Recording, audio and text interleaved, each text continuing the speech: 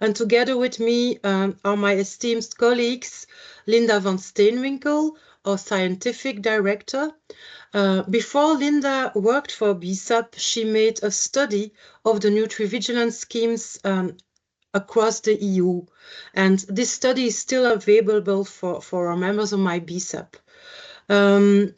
And together with me, Linda and me, we have Ulrike van den Houten, our Director of Regulatory Affairs and Communications. So together we will guide you through the subject, and we hope you find today's webinar valuable and insightful.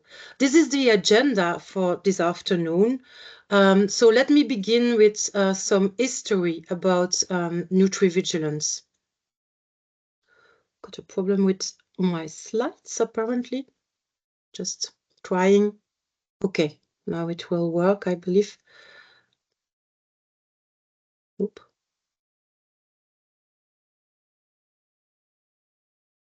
Okay, some history.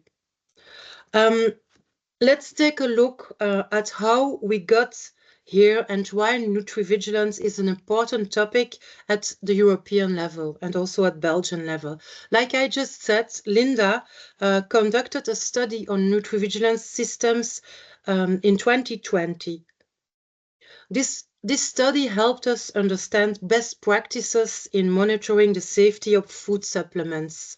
Since 2021, BSAP has actively engaged with Belgian authorities to try to get an efficient and an effective Nutrivigilance system.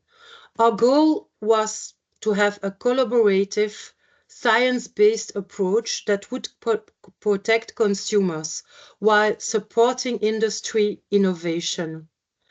To achieve this, we have advocated for a Nutrivigilance system that would be based on objective data processing, ensuring that safety assessments are fair and reliable, supported by balanced expert committees, compliant with privacy and GDPR regulations, and built on transparency in decision maker. So all stakeholders understand how safety decisions are made. And also, if possible, integrated with existing quality systems, avoiding unnecessary duplication and making implementation smoother.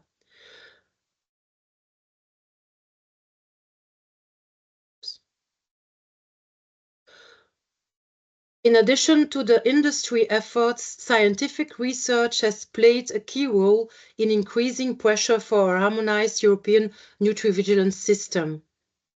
I'm trying to go to the other slide, but it's not working well. I'm sorry for this technical issue. There is some delay. One important study was published in 2021 and is titled "The Need for European Harmonization of Nutrivigilance in a Public Health Perspective." This study highlighted that there was, in fact, no Nutrivigilance scheme in place at European level, and the authors of the study strongly advocated in favor of a coordinated European approach to Nutrivigilance. This would also have been BSAP's preference, of course. This was one of the two key studies that contributed to the increasing the pressure on member states to install a Nutrivigilance scheme. The second initiative was called the EHPM Manifesto. So it was published in April 20. It was from 2022 and published in April 2023. The manifesto also strongly recommended the urgent need for a good working, dedicated, coordinated and centralized vigilance system for food supplements across Europe. One of the key recommendations of the EHPM Manifesto was to establish one unique EU-wide vigilance system for adverse events particularly for botanical food supplements. Alongside this manifesto, the European Parliamentary Research Service also published a study on health claims made on foods. Some of you might remember the study. We studied it in our working group, Technical and Botanicals. And this study also contributed to the debate on food supplements regulation and on the need of a well-working Nutrivigilance scheme. Like I just said, we would have indeed preferred an efficient EU Nutrivigilance system instead of what we got at Belgium level. Together, these two reports reinforced the argument that the EU must take action to improve its approach to nutrivigilance, and they helped put the topic higher on the political agenda. And we believe they are the basis of the decision of the Belgian authorities to introduce a nutrivigilance scheme in Belgium. At BSUP, we fully agree that an efficient EU nutrivigilance system is needed. However, we also believe that it should be science-based, transparent, and industry inclusive, ensuring that consumer protection goes hand in hand with industry innovation. And this, unfortunately, is not the case with the existing Belgian system. Let's take a look at how nutrivigilance is defined.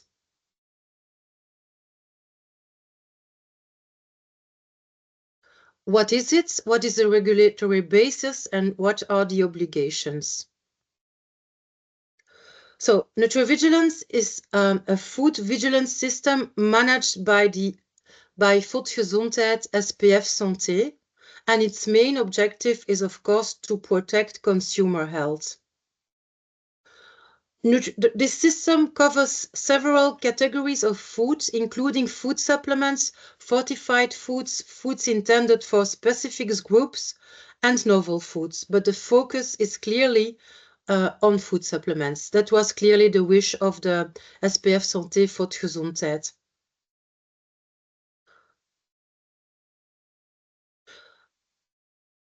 Food business operators are required by law to report any adverse effects they become aware of.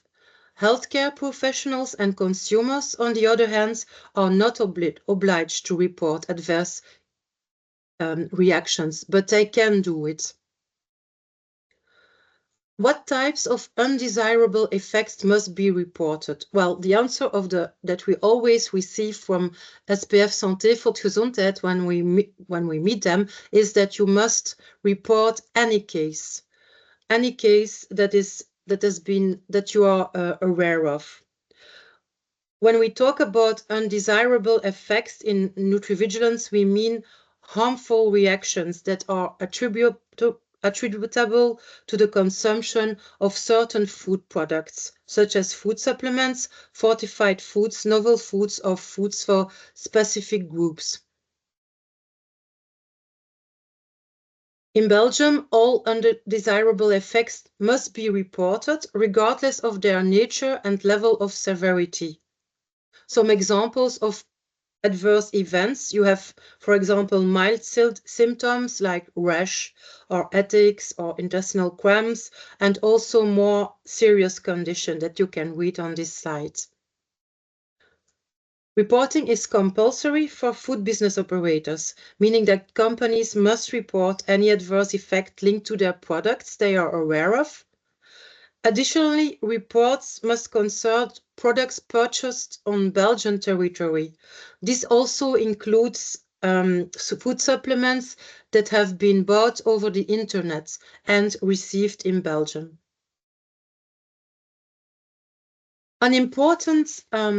Before we go further, I would like to make an important difference, an important distinction.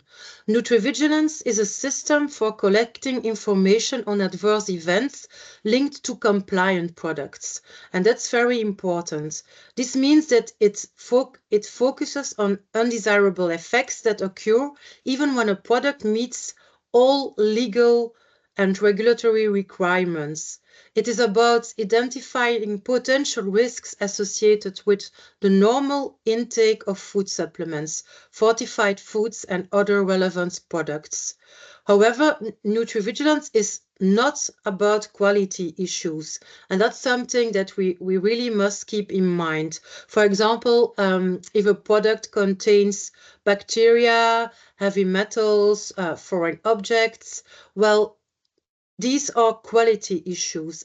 These types of issues must be reported to AFSCA FAVV, and they can lead to product recall to remove the unsafe batches from the market.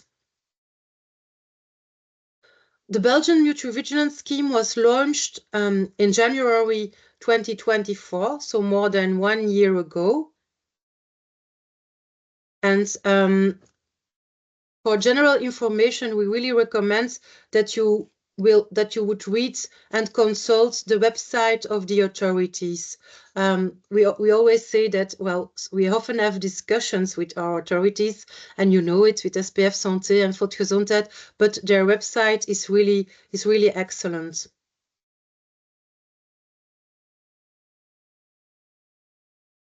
Okay, here it comes.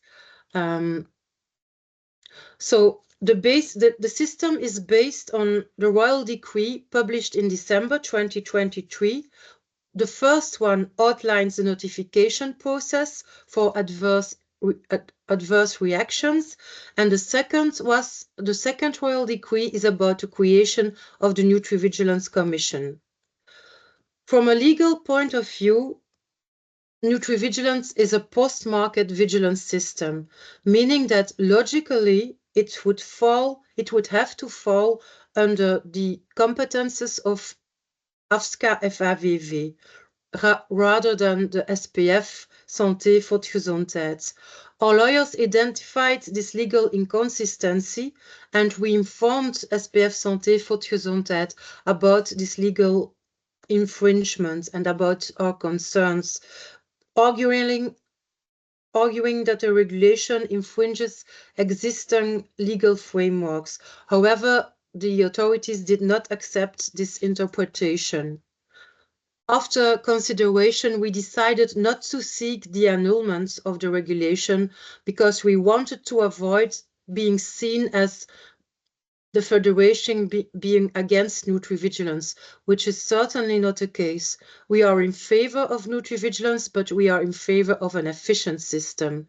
So the key takeaway is that while Nutrivigilance is now in place, there are still legal and operational questions that need to be addressed to ensure the system functions more effectively and in line with established regulatory responsibilities. And this will also become clearer for you during this whole webinar. Let us dive now into the details of the Royal Decree.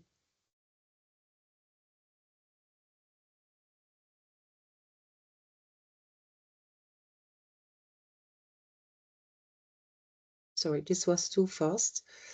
So the Royal Decree that was published in 2023, it lays out the legal framework for the Belgian Nutrivigilance system. The two decrees set clear rules on how food business operators must respond when undesirable effects linked to foodstuff appear. The key legal provisions are in Article 1, 2.1 and 2.2. Article 1 establishes that foodstuff on the market must comply with something happened with the presentation.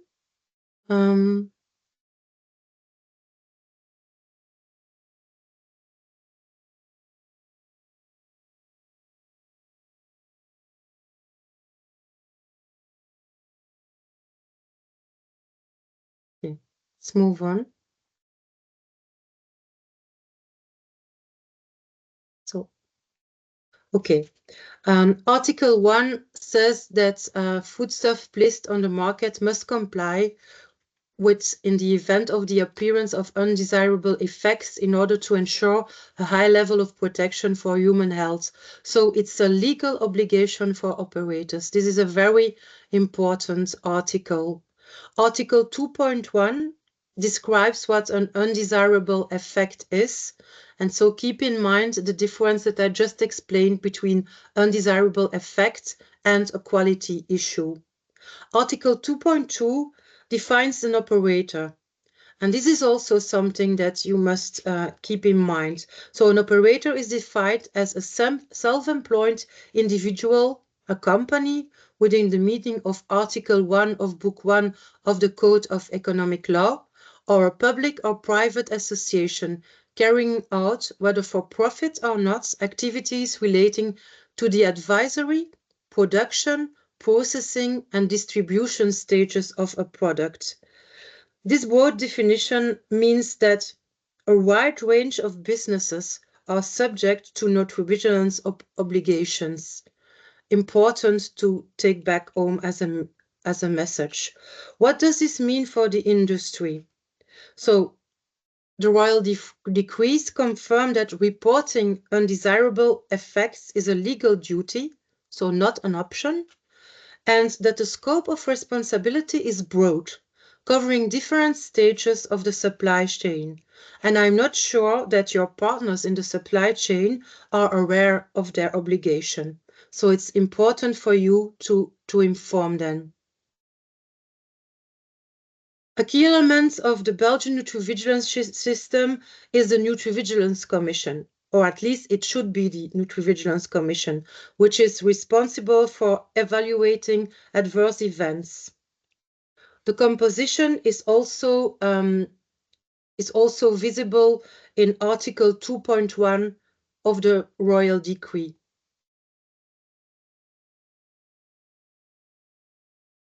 So the Commission consists of 12 members, including 2 representatives of Food, Gezondheid, SPF Santé, 1 representative of the Medicines Agency, FACH AFMPS, 1 of AFSCA FAVV, 8 representatives of different medical expertise or specialists in the field of vigilance.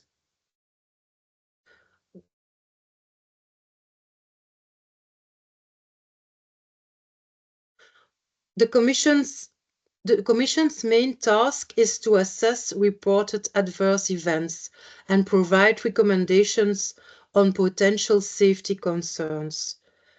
External experts may also be invited to give their advice. This structure will play a crucial role in how nutrivigilance is implemented in practice. However, and as we will discuss later, there are still uncertainties about how decisions will be made and what impact this will have on our business.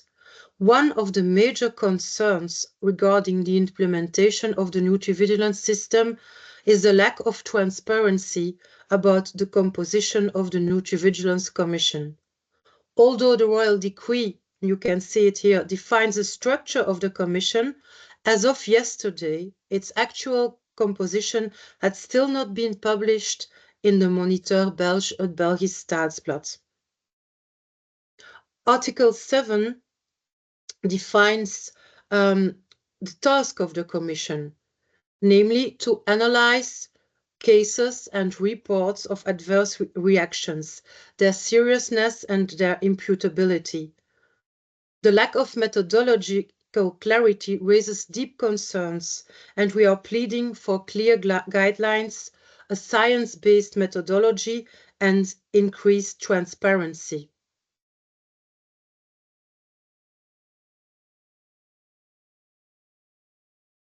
I will now give the floor to Linda for a comparison between the French and Italian model. Linda, the floor is yours.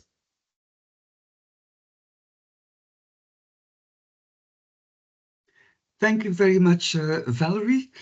I will first try to make the slides advance. Oops, something happens. That's not me who did that. I have no control neither. I Okay. have taken control, but I can't. There is some delay on the when you push on the button. My Yeah. request for control wasn't accepted. You didn't get control. Can you request again, Linda? I will see what I can do. Request. I Okay. requested again. Now I got to push on your request, so it must be okay now. Okay, right. Let's see. Voila. Here we are. Sorry for the technical problem.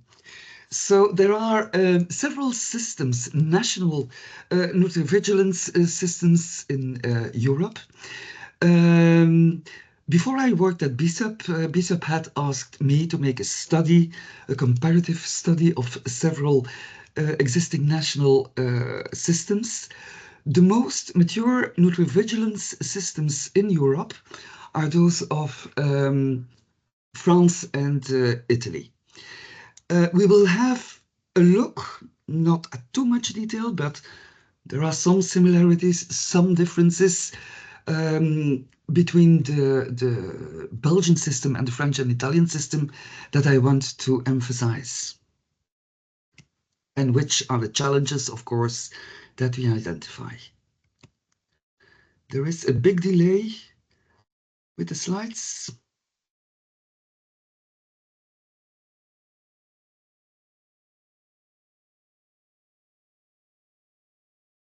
I can't make it advance.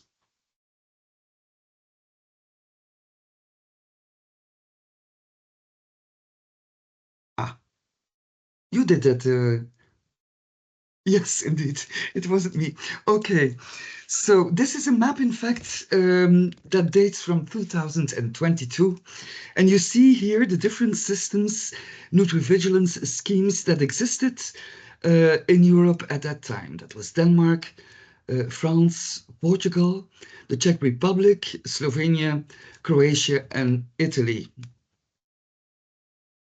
In 2024, there were two extra systems that were installed, and that was Belgium and Hungary. I can't make it advance. And I don't see the buttons also.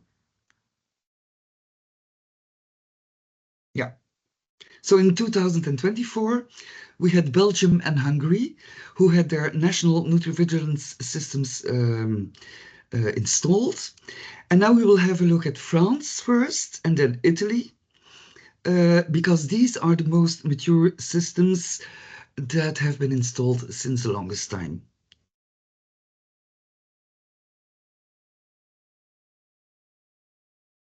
Okay. So the first system in Italy is in fact the oldest. In Italy, the nutrivigilance system, which was then only about botanicals, started out as a research project. And it's only in 2012 that it was rolled out nationally throughout Italy. France, the system dates from 2009, and in Belgium, 2024, of course, January 2024. The coordinating authorities are the Istituto Superiore di Sanità in Italy. In France, it is ANSES, and in Belgium, it is in fact the FPS Public Health that is the coordinating authority. There is some difference between the products that are covered by these nutrivigilance system. The Italian system, in fact, originated only about botanicals. So all herbal products are involved. Also magistral preparations by pharmacists. Homeopathic medicines are also involved. Other products of natural origin. And in fact, at this moment, the system is called a phytovigilance system, but all food supplements are involved at this moment in Italy.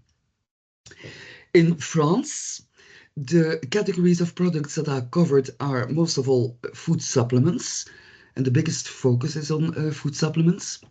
Fortified foods, Then foods for specific groups, for example, baby foods, products for weight loss, foods for special medical purposes, for example, and also the fourth category, novel foods. Belgium has taken the same approach and covers within the Nutrivigilance system exactly the same categories of products. Then, who can report adverse events to the national Nutrivigilance systems? This is in fact quite similar in the three countries. So consumers can do that, healthcare professionals and food business operators. There is one remark in France, for example, when a consumer wants to report an adverse effect through the vigilance system, the authorities prefer that this is done through a healthcare professional. The rationale behind it is, in fact, that a healthcare professional, a medical doctor or pharmacist, or maybe even a dietitian, they can provide more accurate and relevant information than the consumer. So in Belgium, in fact, we have exactly the same categories of reporters. Then the reporting type is different from the Belgian system. In Italy and in France, reporting of adverse effects is done through spontaneous, voluntary reporting. Belgium has taken another approach. Reporting of any adverse effects that a food business operator is aware of must be reported to the vigilance system. So it's a mandatory system for the FBOs. For the other categories, it's voluntary. So medical professionals and consumers, it's completely voluntary.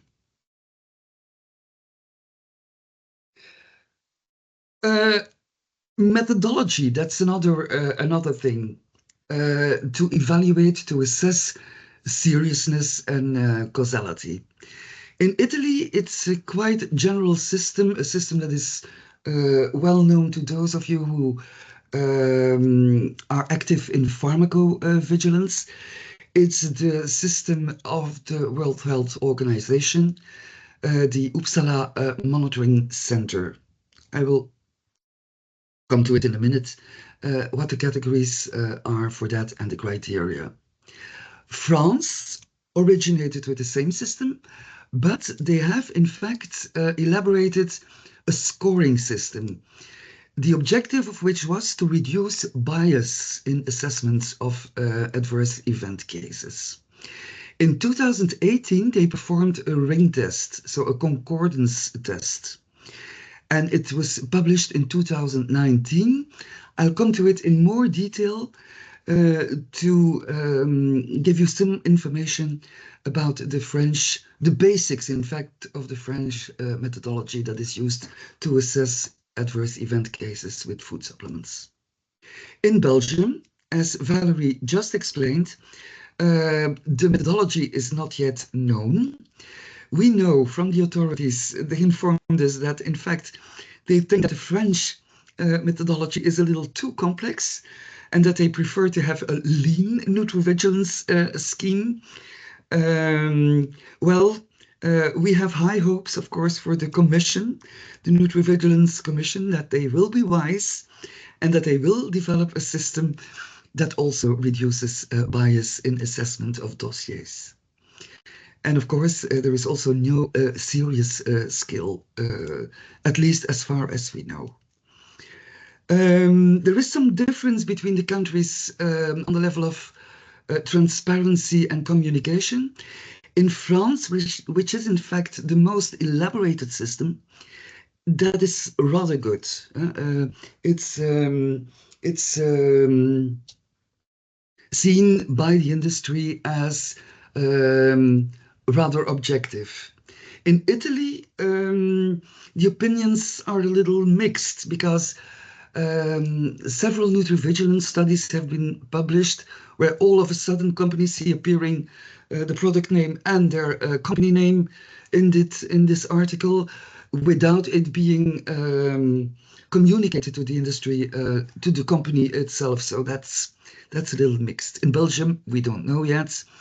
To date, we have had a lot of, we have invested a lot of energy, Valérie, if I may say so, in optimal communication about the development of the system. We have done many suggestions, and it was a little, well, it was a little difficult from time to time. So I would say to date, we call this substandard.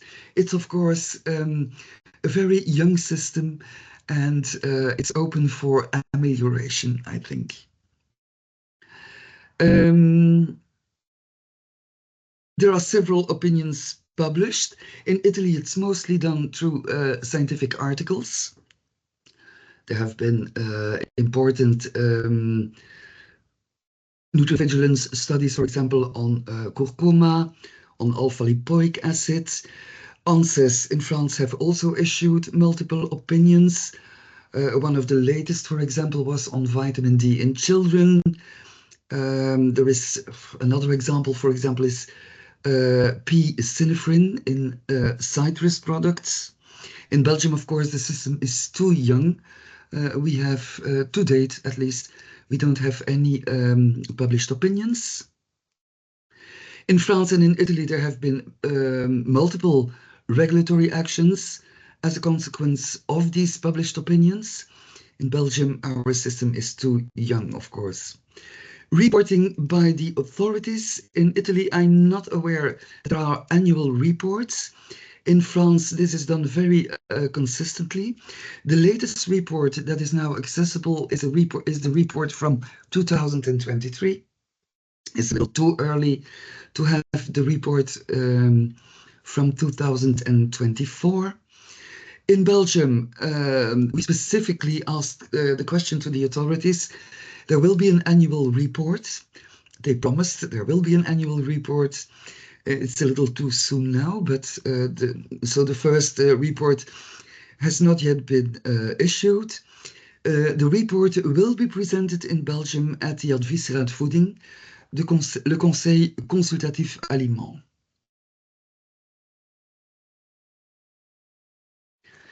This is the system from the World Health Organization, Uppsala Monitoring Center, which is a huge database that is also very known from pharmacovigilance. So they have defined several causality terms. An adverse effect can be certain, linked to a product. At the other end, at the down on the page, it can be unaccessible or unclassifiable. So it cannot be judged, for example, because information is insufficient or the information is contradictory, and the data cannot be supplemented, cannot be verified. A certain case, that's an event or a laboratory test that is abnormal with a plausible time relationship to the intake of the product. It cannot be explained by another disease or interactions with other drugs, with drugs. And there is a response to withdrawal which is plausible. So the intake has been stopped. The effect has disappeared. Or there was a challenge, re-challenge. So the challenge, taking in the product, the re-challenge, stopping the product, and then re-intake of the product. And the event is definitive pharmacologically or phenomenologically. So is there is an objective and specific medical disorder or a recognized pharmacological phenomenon. And the re-challenge, as I said, is satisfactory. The re-challenge has proven in this case that that there is a causal relationship with the intake of the product. In between, there are some other categories. I will leave it up to you when you receive the presentation to have a closer look at it.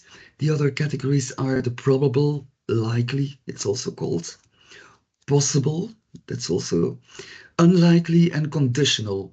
Conditional, that's in fact when more data are still to be expected, for example, or there are more data needed to judge, to assess the case. That's in fact the general methodology that is used in pharmacovigilance also. In France, it's a little different.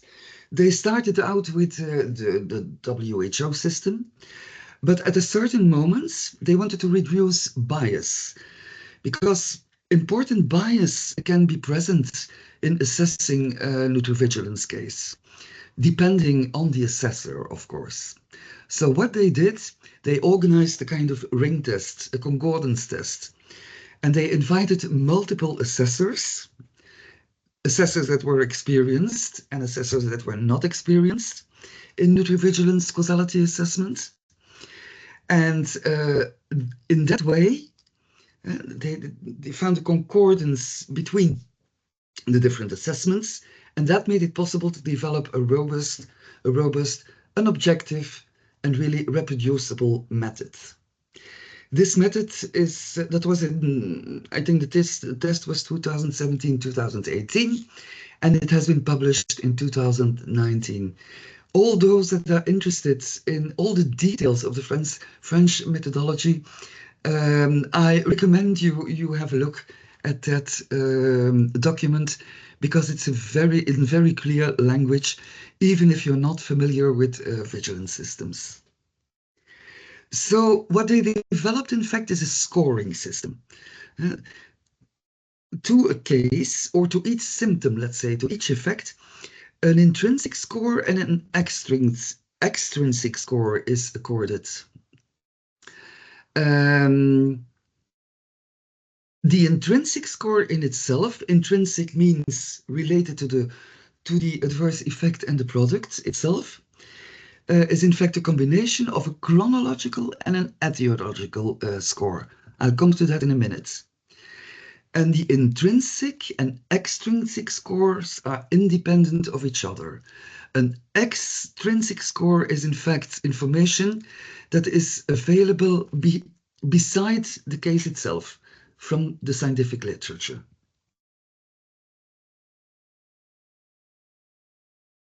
A first step when an authority, the Belgian authority or another authority, in this case the French, receives a case, is triage. The first thing that has to be decided is this a nutrivigilance case?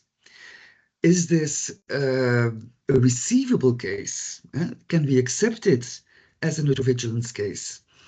Does it fall within the scope of nutrivigilance? Is it a quality issue? In that case, for example, it's not a nutrivigilance case. It must fall within the field of nutrivigilance. That's the first thing. If not, the report is reoriented to the correct authority. For example, in case of a quality issue, it will be redirected in Belgium, if you compare it, to FAVV AFSCA. Next step, in fact, you have a receivable case, but is it an analyzable case? Do you have complete data in the case? You need data about the consumer. You need to know which product it's about. You need to know the dates of start of intake, stopping of intake, the undesirable effect, the adverse effect needs to be described in detail. And which are the other possible etiologies? Are there any antecedents, medical antecedents? Does this person take drugs? Which exams have been performed? Are there specific risk factors, for example? If this information is not complete, the case is not analyzable. In that case, the authority will ask for more information. And only if this information has been received, the case becomes analyzable. And then the first analysis can take place, imputability and severity are then assessed.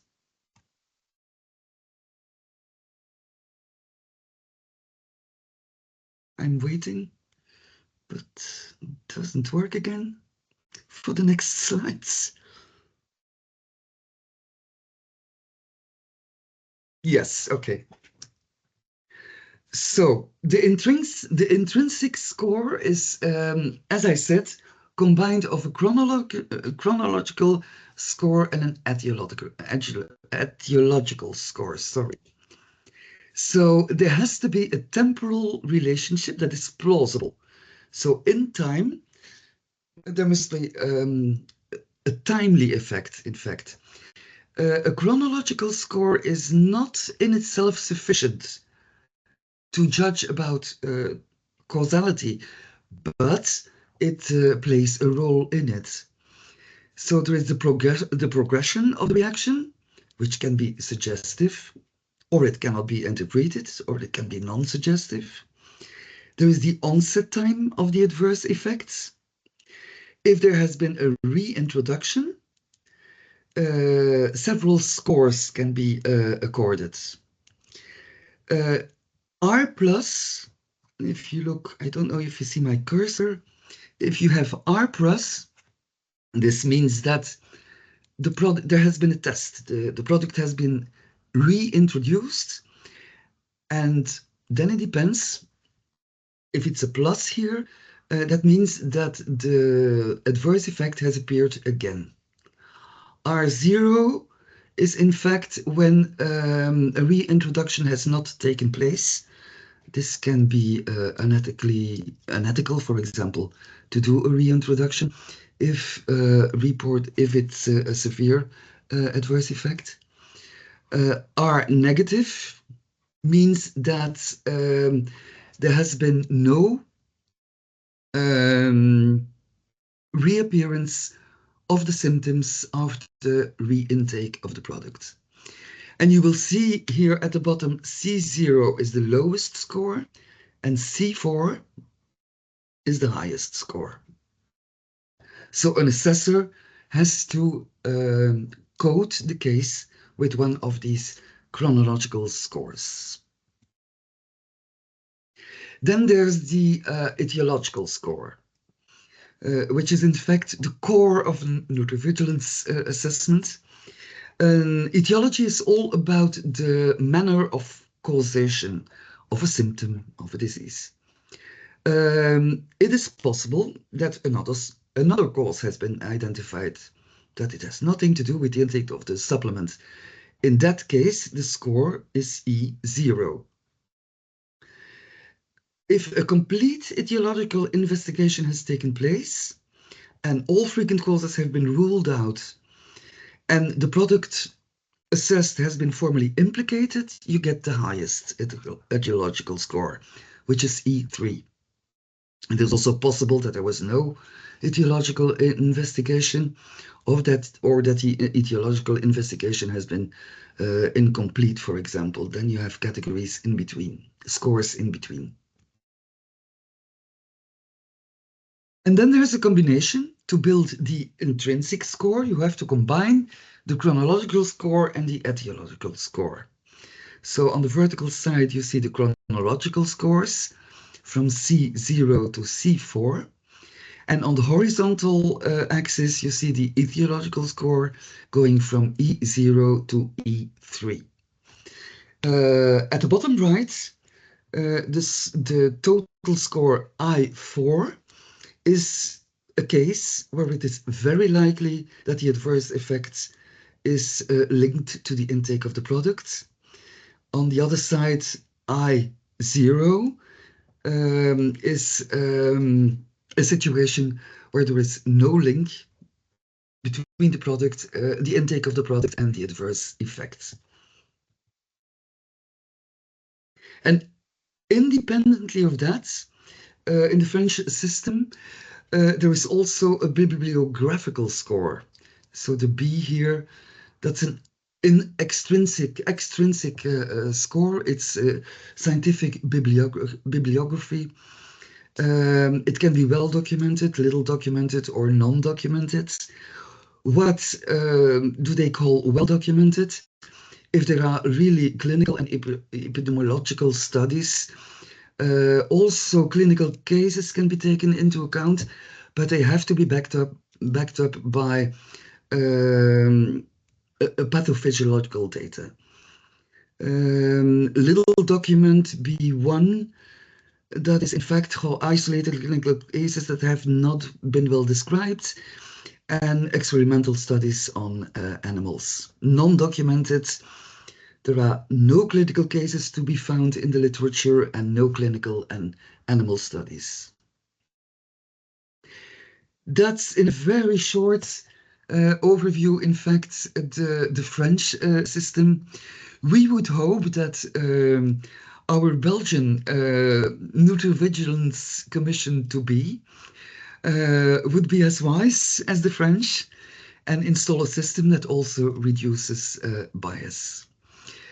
Because, of course, if you look at the basic nutrivigilance processes from a public health perspective, then the results you get from a nutrivigilance system can only be as good as the data are, of course.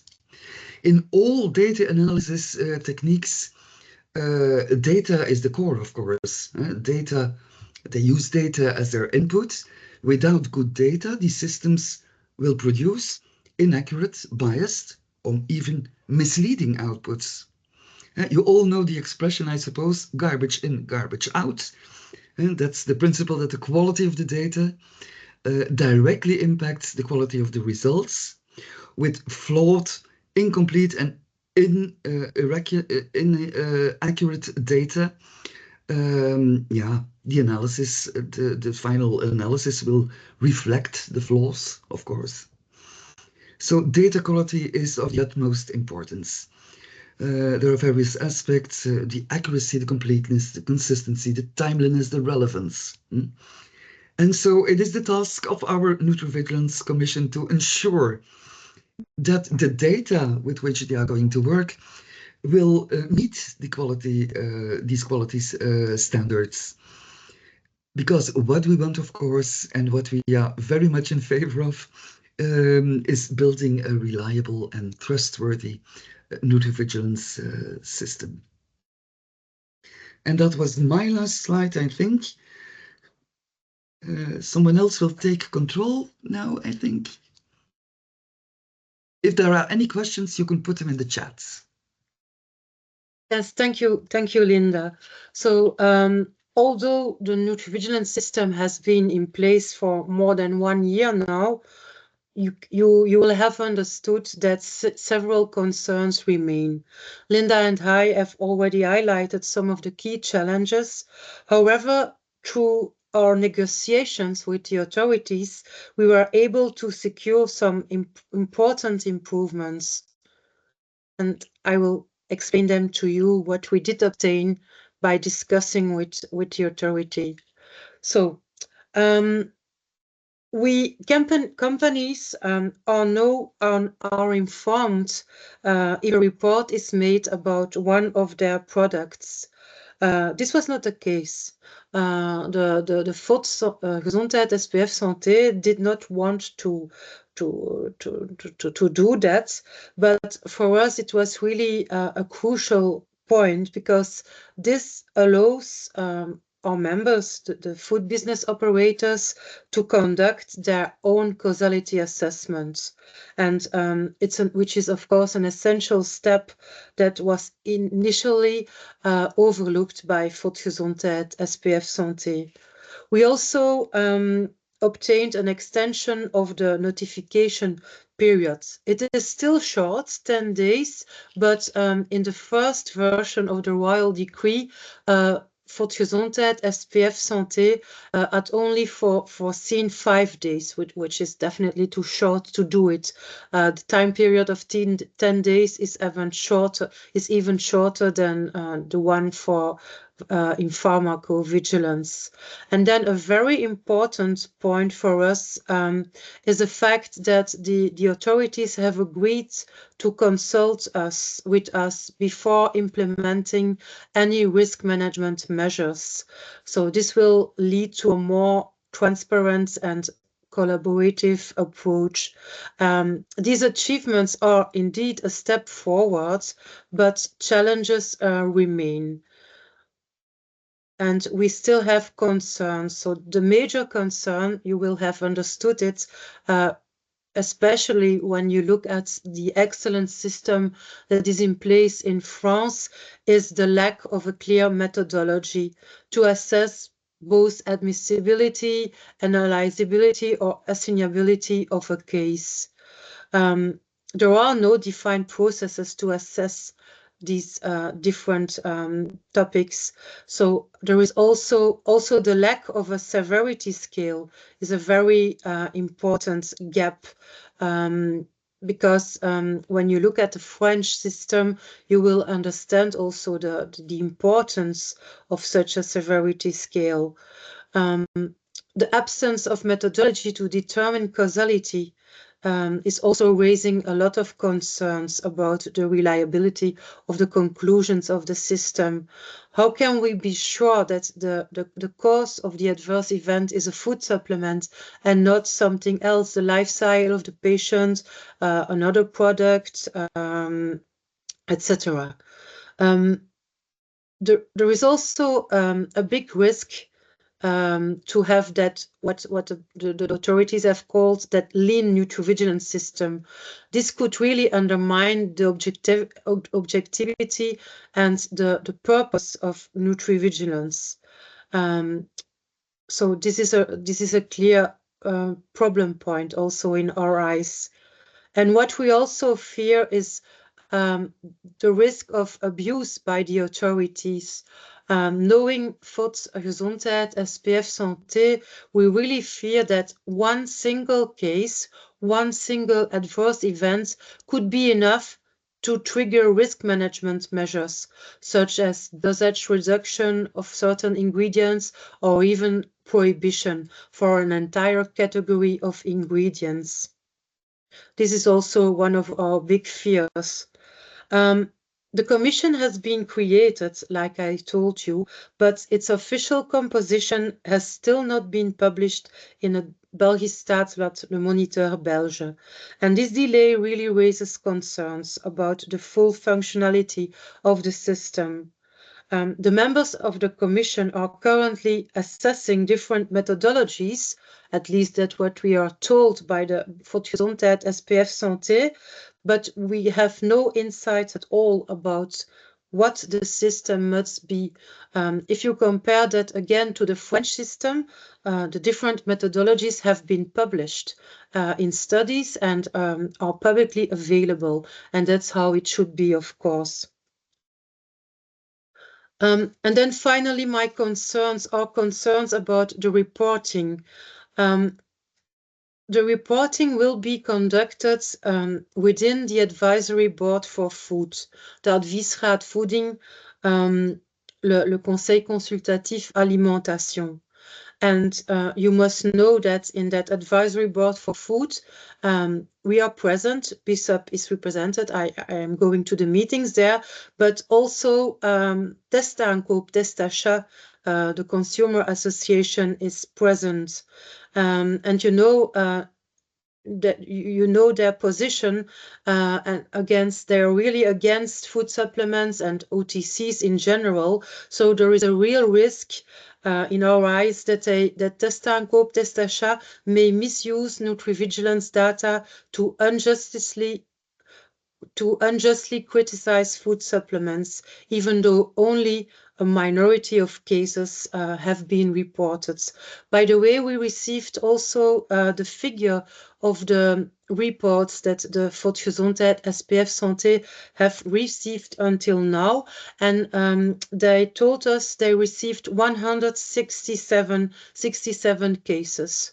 So it's not really a lot.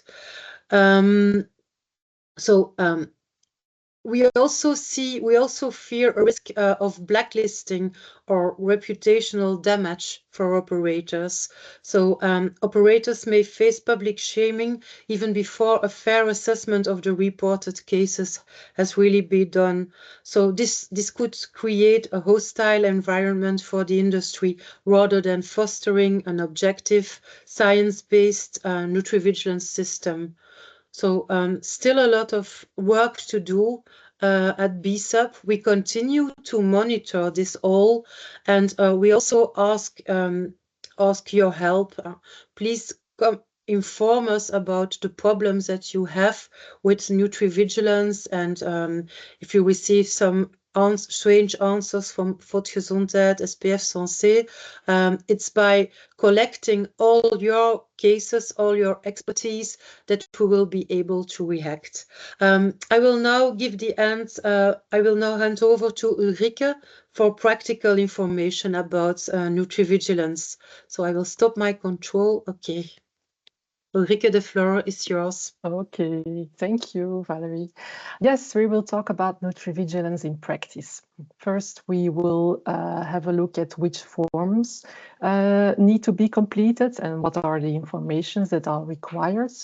And then we will see what happens after the case notification has been done. So, first of all, in Belgium, you need to know, you know that you can find information about nutrivigilance on the website of the FPS Public Health. The link is also provided in the presentation. About the links in the presentation, if you click on them, you will always come on the English pages on the website of FPS, but you can simply change the language to Dutch or French if you want. So if you need to report a case, then you must fill in a form, and you can choose between an online form and a PDF version. So here you can see the online declaration page where you can create your reports. And there is also a sample report available, which might be useful if you are doing it for the first time. We will go through the online form together, but first we also want to share the PDF version. You will find the link also here, and also the download link for the form. And once you have completed the form, well, you must send it to following email address of Nutrivigilance at the FPS Public Health. And the sample form is the same as mentioned before. So here you can see the PDF form. All editable fields are marked in red, where you can fill in your information, and the structure and required information in the PDF form are, of course, the same as in the online form. So we will go now through the form together to see what information needs to be provided. Once you choose to submit a declaration, you will be directed to this page, which contains different sections for the various parts that need to be completed. So the sections, you can see them here. The first section concerns the declarant's information, who is making the declaration. So if you are submitting the report as a company, you can choose between producer or distributor, that's here. But of course, also citizens, doctors, pharmacists, or others can also report an adverse effect. If other is selected, then you need to specify it here, which is most likely to be another healthcare professional, of course. And then the required information about the declaration here includes the name, the address, the phone number, which is mandatory to allow FPS to contact you, as well as an email address, which can be useful if you want to receive a copy of your declaration also. Then the second part concerns information about the consumer. The first letter of the first name and surname is mandatory. Now, this information is required to identify declarations related to the same case, because, for example, a company might report a case, but at the same time, the pharmacist or the consumer themselves can also submit a declaration. Additional information is requested about the consumer, which includes the age. So a drop-down menu will allow you to select from the different age groups for infants, children, or adults, as shown here. Then the gender, there are 3 options available. The pregnancy status to indicate whether the person is pregnant or not, or you don't know it. And then some medical information here. You are asked to provide any relevant medical details, such as allergies. It can be high blood pressure, high cholesterol, for instance, or also chronic diseases like diabetes or others. Then we go to the third section, which is to gather information about the suspected product. The product name is, of course, mandatory, and additional information is requested about the brand or the range of the product, the company also, the batch number, which can be found on the packaging, the product function, or what it is used for, like, for instance, immunity, digestion, etc. And you also need to give the product composition. And it continues. You're also required to provide information about where the product was purchased. There you will have a drop-down menu, which allows you to choose from options such as a food store, online, parapharmacy, pharmacy, or others, which you can specify again. Next, you need to provide the start date of consumption. If the exact date is unknown, you must check the box here and indicate at least the month and year. And the same applies to the consumption end dates. Next required information about the product is about the dosage, including the quantity consumed, the frequency of use, the time of day the product was taken. And finally, there are some questions to answer. Did the effect disappear when the use was stopped, where you can choose between yes, no, or don't know? Was the product used again with the same possibilities? And did the effects return with again, yes, no, or do not know? And you can always include any additional comments in this designated section. And then, as you see here below, you can add any other suspected products. So the fourth section concerns the undesirable effects. You must provide the exact start date of the effects. And there again, if the exact date is unknown, you have to check the box and you have to indicate at least the month and the year. And next, you have to specify the duration of the effects in minutes, hours, days, months, or even years. The following field then is for describing the effect or adverse reaction and its progression. So you need to include as much details as possible, such as the symptoms, the sequence of the events, whether a healthcare professional was consulted, whether a medical diagnosis was made, whether the consumer was hospitalized, whether a treatment was initiated, and how the symptoms evolved. And additionally, again, a box for any further comments. And you can also repeat this to add any other undesirable effects. The fifth part then is about the associated consumption. So you can add as many associated consumptions as needed. And this is really important to do so because it may help determine whether the adverse reaction is truly linked to the suspected product or not. So first, you need to select the product type. So this could be, you have the drop-down menu again, and you can choose between a drug, another food supplement taken simultaneously, for instance, alcohol, tobacco, illegal drugs, or another substance, which again needs to be specified. And after selecting the product type, you need to provide the product name along with the quantity and the frequency of consumption. And additionally, there's a box again for any further comments. So, and as I said, you can make as many as you need to.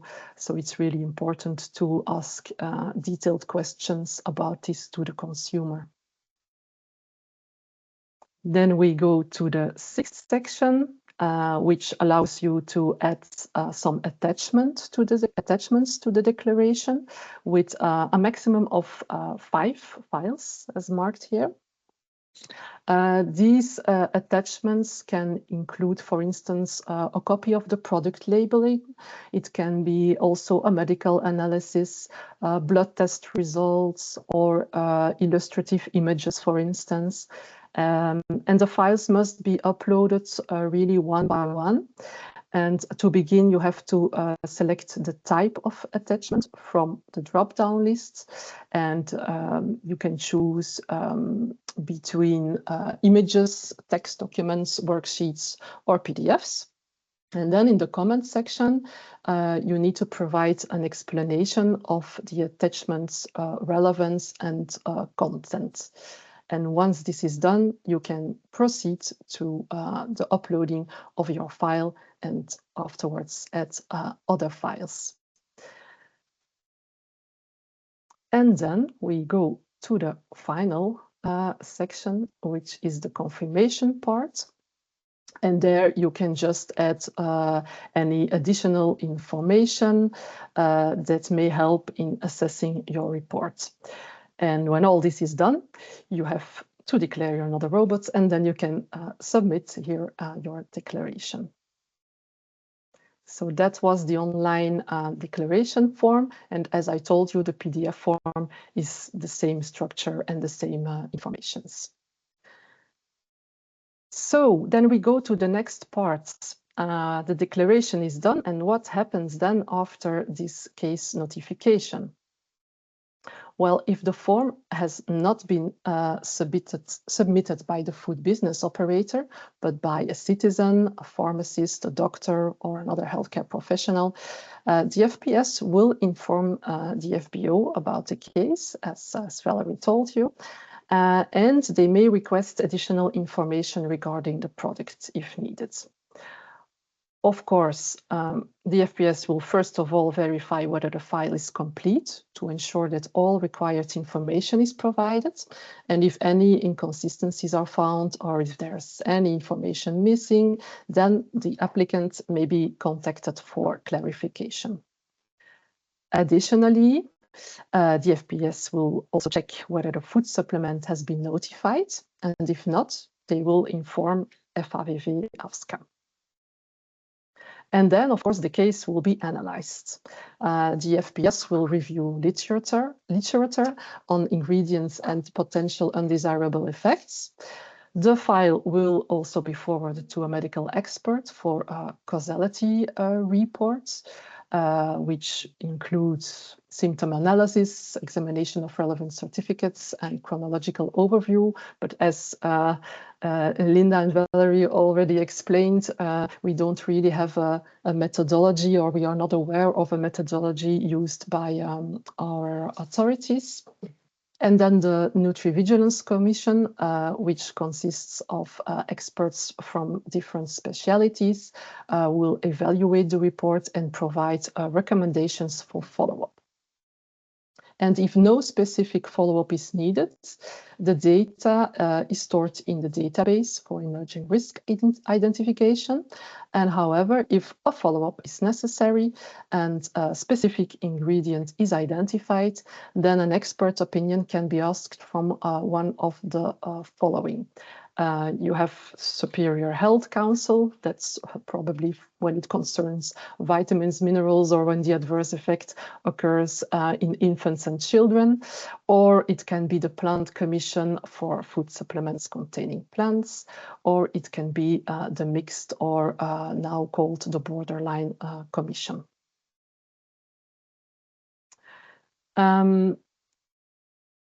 Yes, as Valerie already confirmed us also, before taking risk management measures, the industry will be consulted and there can be an exchange of data with the stakeholders.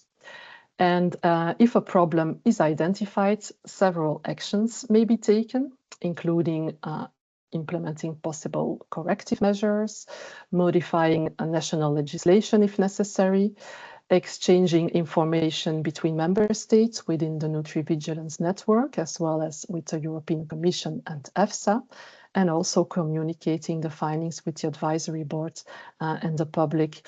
And this can clearly be read on the FPS website. They mention literally that based on the evaluation results, observed effects, and the number of reports received, the FPS Public Health determines whether a safety study is necessary for a specific ingredient and whether measures should be taken regarding a product or an ingredient. So as Valerie mentioned, we are worried or concerned about misuse of this, and we will follow this up very closely. But please also don't hesitate to inform us confidentially, of course, about any cases or issues that you might have. Valerie already asked you, but it's really important for us to be aware of how cases are treated and how we can further defend the sector and the nutrivigilance scheme. Okay, so that was the practical parts of nutrivigilance in Belgium. If you have any questions, please don't hesitate to ask them in the chat. And then in the meantime, we will continue with the EHPM guidelines. Those are the guidelines established on nutrivigilance by EHPM, our European Sector Federation. And these guidelines are really useful and we encourage you to read them and to use them. As an introduction, the guidelines were launched in February 2024, around the same time as the implementation of nutrivigilance in Belgium. And just as an anecdote, EHPM organized an event for this launch, explaining the guidelines, of course. And on this event, there was also a presentation of Dominique de Clock from our Belgium FPS Public Health to explain the new Belgium system. So our authorities are well aware of these guidelines. As you see here, they are called the Guidelines for Food Supplement Companies on the Management of Adverse Event Reports. So why did EHPM establish these guidelines and what is the position of EHPM? Well, although food supplements show very few adverse events, and when there are adverse events linked with the intake of food supplements, they are rather mild and reversible. But in the context of food supplement safety and following a proactive approach, EHPM recognizes that a concrete, a realistic, and an enforceable post-marketing vigilance system is essential. So such a system is needed to document and ensure the safety of products that are marketed in the EU by the food business operators.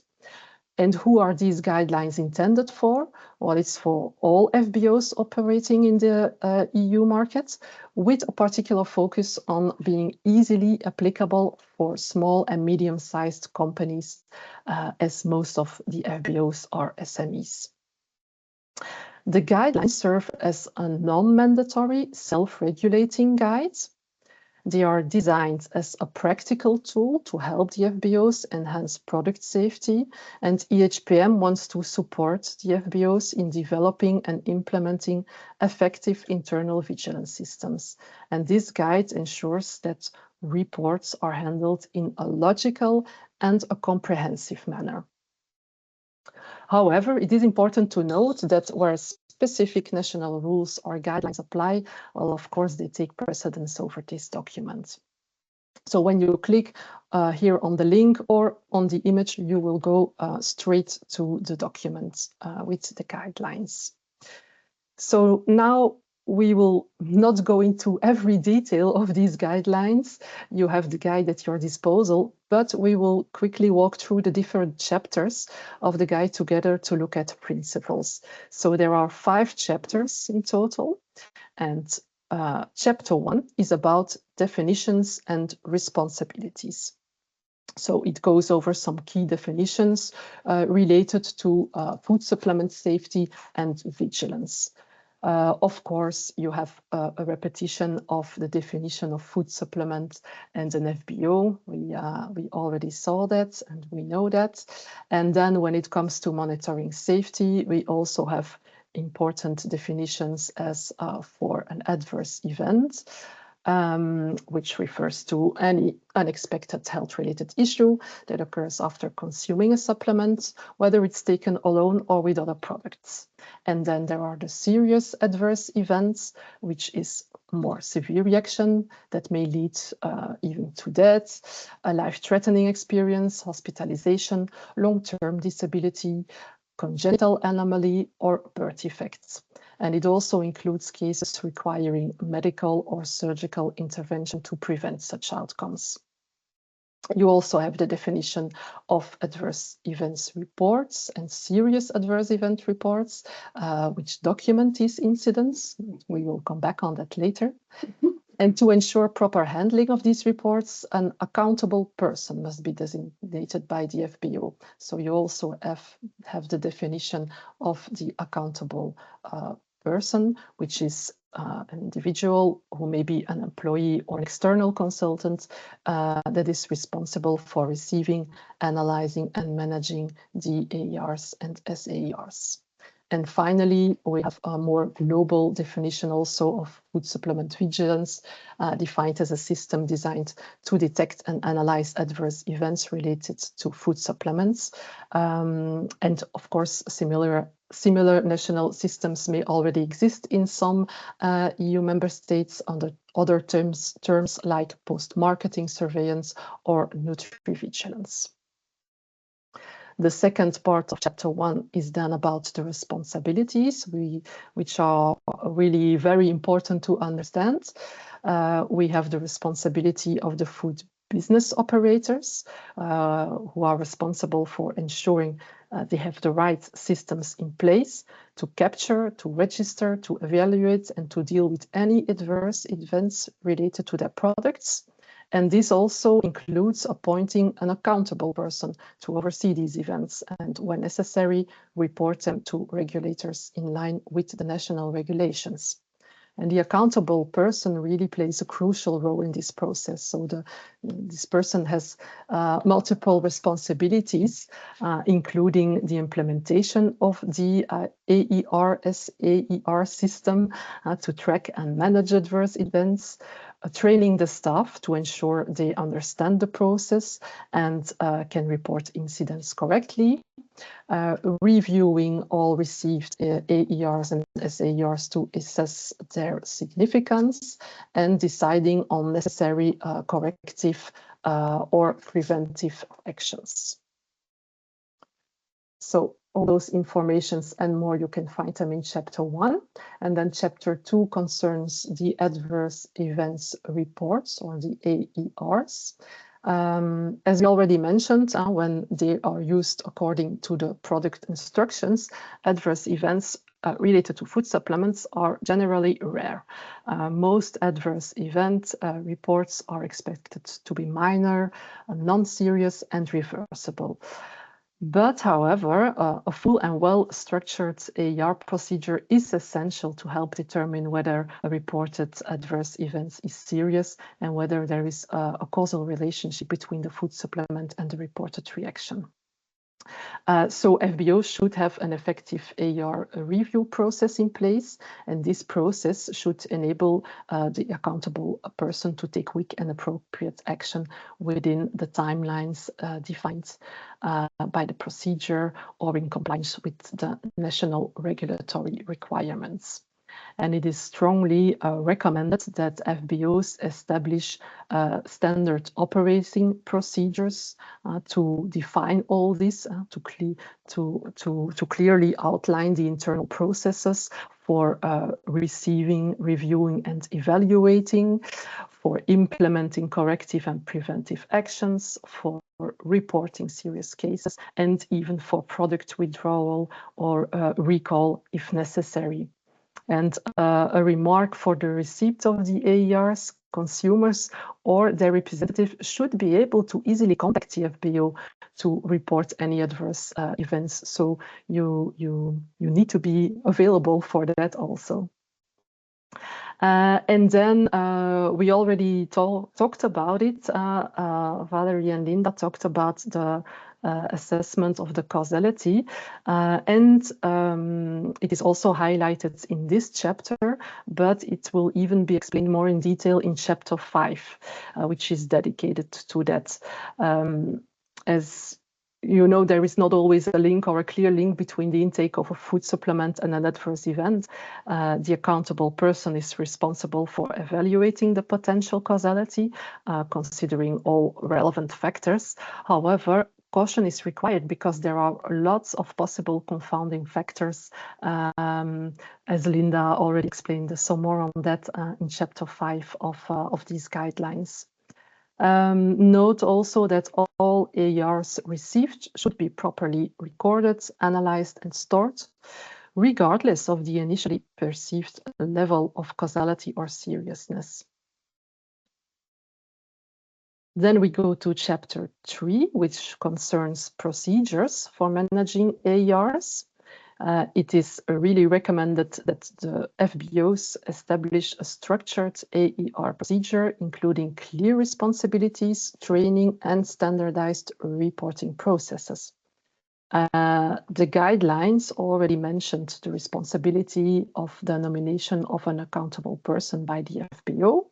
And then there is also the training of the personnel to ensure effective AER management. A mandatory training program should be implemented for all relevant employees and consultants also.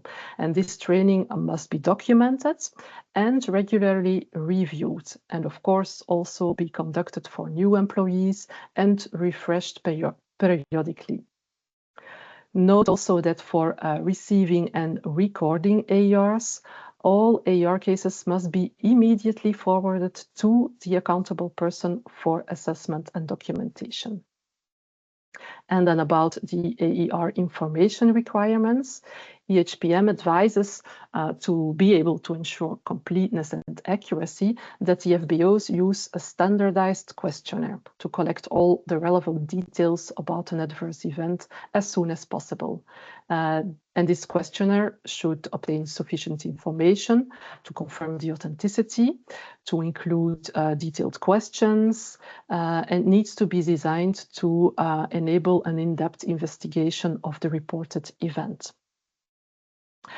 It is also recommended for the recording of responses and details that it should be recorded verbatim whenever possible.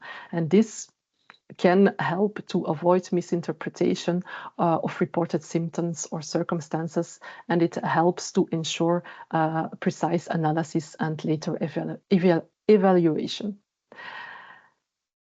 Then the assessment of each AER is done to determine its potential impact on public health. So it needs to be flagged also that quality or manufacturing issues are not in the scope, as Linda also mentioned, and need to be forwarded to the quality department. And then the classifying of the AERs should be done in 2 categories at least, the serious adverse events and the non-serious adverse events that are minor and reversible. And to help the FBOs do all that, EHPM developed an example of a questionnaire response document that can be used. And you can find it in Annex 1 of the guidelines. We will have a look at it later. And this form serves as a guideline, of course, but should be adapted because not all the questions listed will be necessarily applicable or appropriate for all products and FBOs. And you need also to take into account the national requirements. But it can be really helpful, and having a structured approach ensures that the AERs are effectively managed, documented, and used. Then we go to chapter 4, which is about the AER central records system. So the food business operator must establish and maintain a centralized record-keeping system for all the adverse event reports that they receive. And this may consist of a paper-based filing system or a digital database like Excel sheets, for instance, or it can also be a dedicated software solution. The system should be located at the AP headquarters or easily accessible if it is stored electronically. And of course, this is general, but you need to be compliant with the data protection regulation to cover issues of protection and privacy across the European Union and the European Economic Area, and also the transfer of personal data outside the EU and the EEA. We will not go in detail of all the data to be added to the records. We refer to the guidelines and to the example model in Annex 1, but to resume it's as much as possible, because it will be important to collect as much information as possible to analyze the case. Then the function of the AER central record system is further explained in the guidelines. So the system serves as a safety and a surveillance tool, and it allows FBOs to monitor trends in the reported adverse events. It might be used also to detect increases in known or expected adverse events, or it can identify the occurrence of new and unexpected adverse events linked to a specific product, an ingredient, or a combination of ingredients. And all AER records must be retained for a minimum of 6 years. That's the guideline of EHPM, because of course it's in accordance with the national legislation if a longer period should be required, but this period is not defined in Belgium. And EHPM also advises to schedule regular reviews to be able to identify patterns or concerns, to take appropriate actions where necessary, and also to seek external expert advice when required, because this ensures that decisions are made based on scientific and regulatory best practices. And then the last chapter, chapter 5, it is certainly not the least. It concerns the AER causality management. Linda already explained us about the methods used in France and Italy. So you can also find some information in the guidelines of EHPM. Because, as we already explained, receiving an adverse event report does not automatically establish a causal relationship between the ingestion of the food supplement and the reported adverse events. And so it's important to do so, because determining causality requires a structured causality assessment process to evaluate the probability of a direct link between the food supplement and the adverse effects.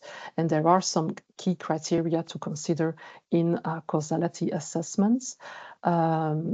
Like the time sequence of events. It's a bit the same as Linda mentioned in the other systems.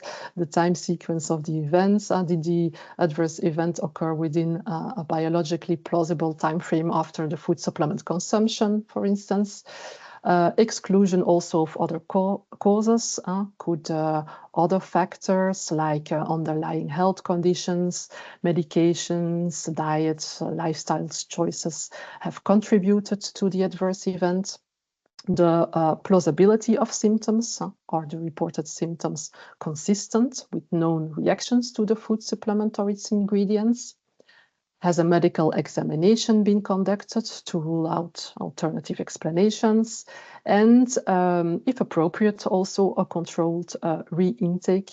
Has the adverse event recurred upon re-exposure to the food supplement under controlled conditions? As also used in the methodology in Italy. A causality assessment system typically categorizes the likelihood of causality into different levels, using terms, as Linda already mentioned also, like unclassifiable, unlikely, possible, likely, very likely, and certain. And the accountable person is responsible for reviewing each AR carefully and, if necessary, obtaining additional information from the source of the case. And it is, of course, a case-by-case analysis. The causality assessments are conducted on an individual case basis and do not determine the overall risk of a product for the general population. So even if a causal link is identified in one consumer, it does not automatically imply that a food supplement poses a widespread risk. Okay, so that were the 5 chapters. And on the following slides, but we will not go in detail, but you can see the screenshots of Annex 1, the food supplement adverse event report form that is established by EHPM and that you can use as a basis to adapt to your needs, of course. And when you will have a look at it, you will see that it goes really further than the questions asked in our Belgian FPS declaration form, like, for instance, how the adverse event was reported. It also takes into account the height and the weight of the person. It asks more specific questions on other risks like allergies or food intolerances. There's also a question to know if the product has been returned and verified by a quality investigation, whether the product was used for the first time, etc. You will see it, lots of additional questions to get you inspired to adapt and to make your own standardized form to use in your company. But there are questions that are really important and interesting to be able to make a good analysis. And so to conclude with the final objectives of the guidelines, we will go further because that's the Annex 1. So the final objectives and hope of EHPM with these guidelines are to encourage the FBOs to implement a supervisory system within their company for the control of any adverse events of the food supplements on the market, and to promote a system of post-marketing surveillance in all member states, and where possible, as Valerie already said, a harmonized European system that allows for an easy dialogue between all member states and the European institutions. So EHPM and also BSUP, of course, we are convinced that a robust vigilance system will provide scientific and regulatory evidence on the safety of food supplements, and it could also help to reduce skepticism towards the food supplements industry and reinforce its credibility among consumer, healthcare professionals, and regulatory bodies. So we arrived to the Q&A session. Well, we received only 2 questions, but feel free to ask your questions via the chat. The first one was about the AP, so the person who deals with Nutrivigilance. If it needs to be notified to the authorities, this is not the case. the only legal requirements that you have, or you will find them in the royal decree. So this is not the case. And the second question was how we would make this system of Nutrivigilance more known, give it more visibility. Well, it's a, like I told, like we explained, it's a legal obligation. So everybody is supposed to know the law. That's a very well-known adagio, which is not the case, of course. But from the side of our members, the food business operators, at BSUP, we have been treating the topic of Nutrivigilance, well, since the first discussions with the authorities, and that dates back from 2021. We put it on the agenda of our webinars, of our working groups, and so like as we represent 90% of the producers and 70% of the markets, the side of the FBOs are very well informed. We also had contacts with APB, the pharmacists, to inform them before Nutrivigilance entered into force, because we wanted also, they had not been consulted by the Volksgezondheid SPF Santé, which is really worrying. So we informed them, and we were also pleading for a compulsory declaration by healthcare professionals, for example, like it is the case in France. As for the consumers, well, I think it's more it's the authorities, SPF Santé, Volksgezondheid, that should inform them. And this, it happened when Nutrivigilance entered into force. There were a lot of articles in the press. Some of you might remember them. And they also they published a press issue the day of the launch. And also you have the fact that in that Test&Co, Testachat is following also from consumer side, so they will certainly also publish articles in their magazine, I suppose. Are there more questions? If you have questions, do not hesitate, and you can, of course, also always contact us after the webinar, and we will make sure that you receive an answer.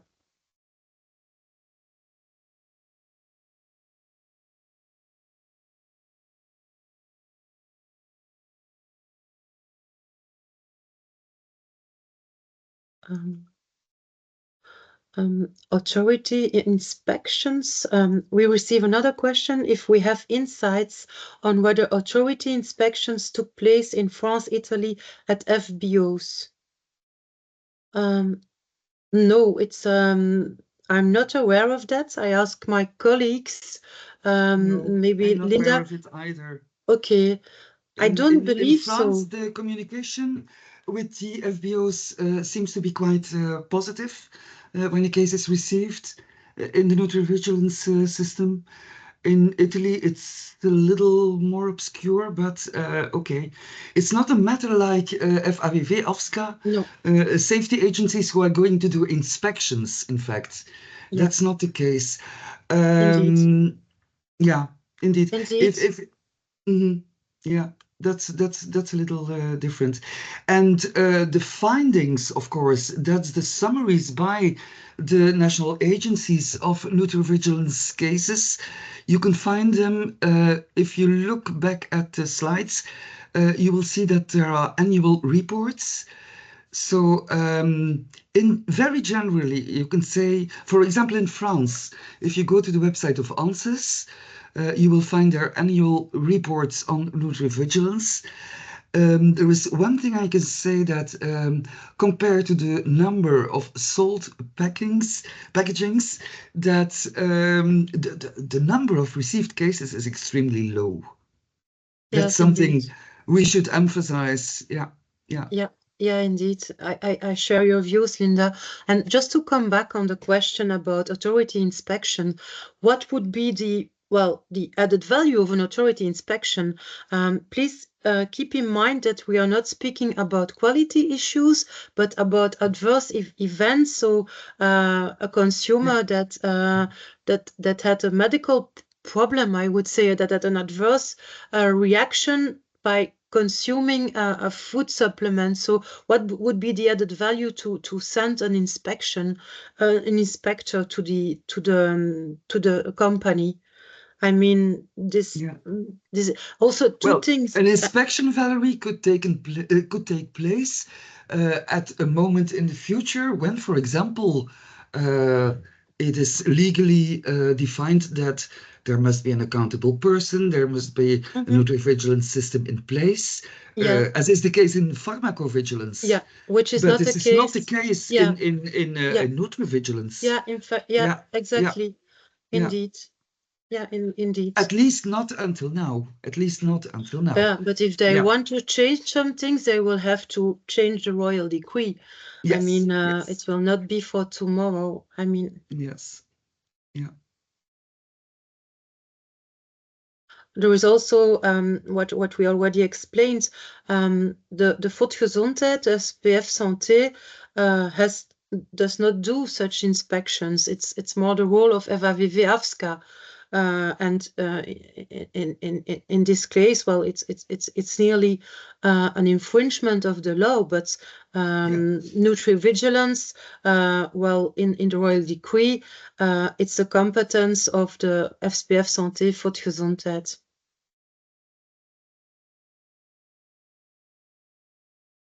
But we still have a long way to go towards a European harmonized system.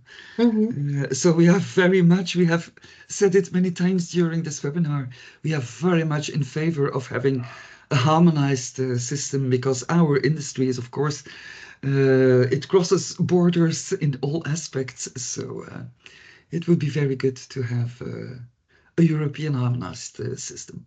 Absolutely. Absolutely. It's a pity that every country is launching their own system, in fact. And despite the efforts that had been done by the Erice manifesto, by the study about the need for an European vigilance system, but yeah, things are like they are. So what we also noticed, maybe just for your information, we received members contacted us during the first 6 months after the launch. So I would say in the first half semester of 2024 about Nutrivigilance issues. We received some insights, we had some questions, we gave some clarification, and then it suddenly became very, quiet. It stopped. Quiet, yeah. Yeah, very Indeed. quiet. Very quiet. So yeah. Is this a sign, or please? So I know that we repeat ourselves, but if you have problems, if you have cases, do not hesitate to contact us. And in order to be also, well, that we as a federation are aware of the problems and that we can contact the authorities to, well, obtain a smoother system. Yeah. And we hope to have more news about the Commission, the Nutrivigilance Commission soon, and the methodology that they are going to use, and very important. Yeah.